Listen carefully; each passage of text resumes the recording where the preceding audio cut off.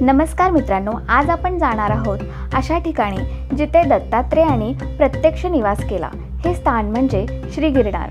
गुजरातच्या सौराष्ट्र जिल्ह्यामध्ये जुनागढ येथे गिरनार ही पवित्र पर्वतरांग आहे। सौराष्ट्र जनता एक्सप्रेसने सकाळी 4:30 ला जुनागढला पोहोचल्यानंतर आवरून आम्ही गिरनारच्या पायथ्याशी जायला निघालो। रेल्वे स्टेशन पासून गिरनार 6 किलोमीटर अंतरावर आहे आणि स्टेशनवरून इझिली रिक्षा अवेलेबल असतात। पहाटेचा गारवा आणि येथे लावलेल्या पंत्या यामुळे वातावरणात एक वेगळी प्रसन्नता जाणवत होती।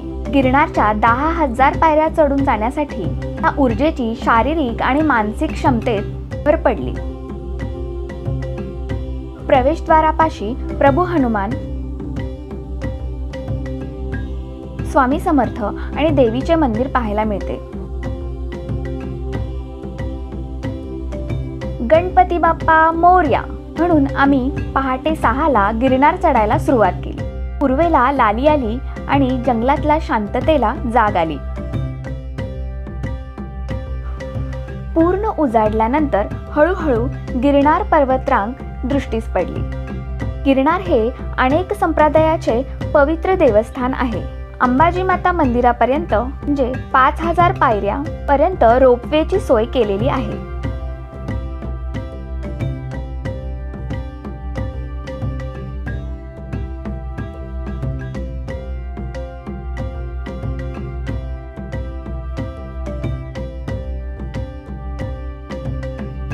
वाटेत अनेक छोट्या छोट्या मंदिरांचे दर्शन घडते।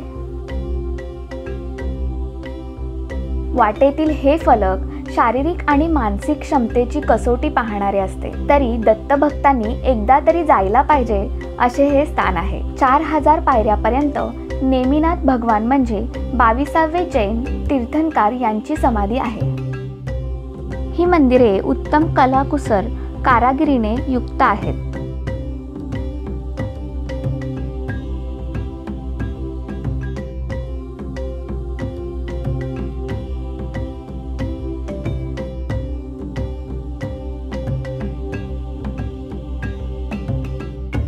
समोरील अंबाजी मातेचे दर्शन घेऊन आम्ही श्री दत्तपादुका मंदिराकडे निघालो आणि 11 पर्यंत तिथे पोहोचलो।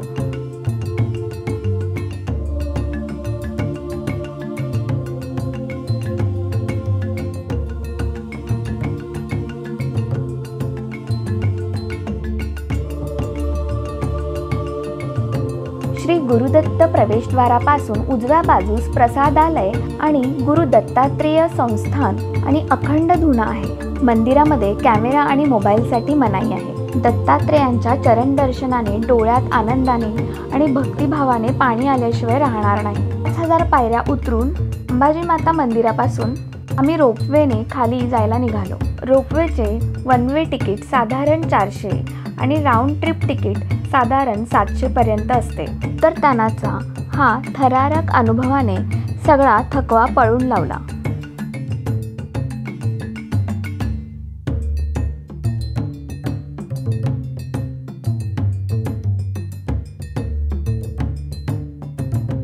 जुनागढमध्ये ऑथेंटिक गुजराती थाळी आणि लोकल स्पॉट तुम्ही एक्सप्लोर करू शकता। तर व्ह्यूअर, हा व्हिडिओ तुम्हाला कसा वाटला हे नक्की कळवा आणि चॅनलला सबस्क्राईब करायला विसरू नका।